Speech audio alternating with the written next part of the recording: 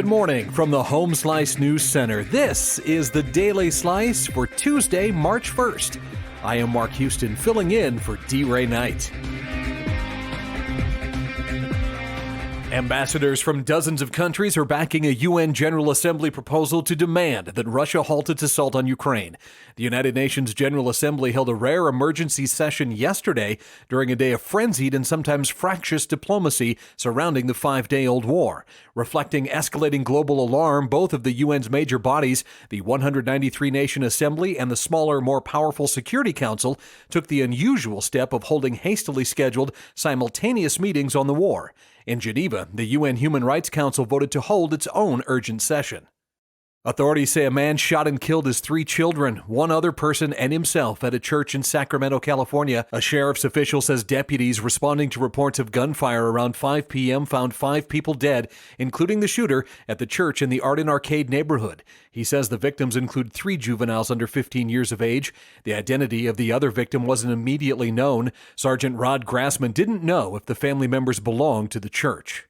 Locked out players in Major League Baseball engaged in a series of intense meetings in an effort to forge the path to a labor deal before management's deadline for salvaging opening day on March 31st.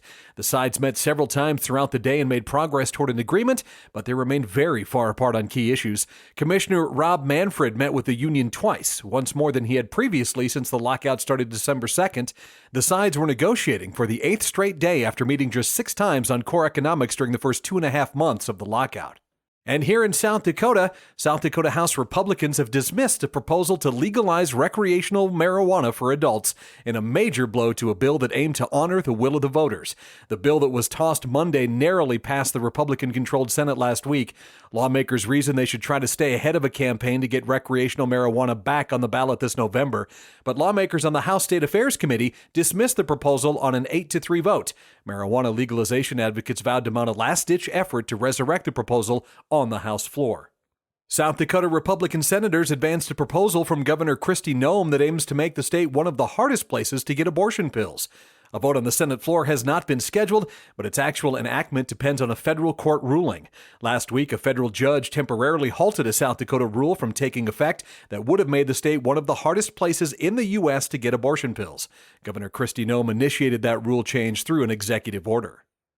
Your weather forecast today will include highs close to 70 degrees with a partly cloudy 40-degree night.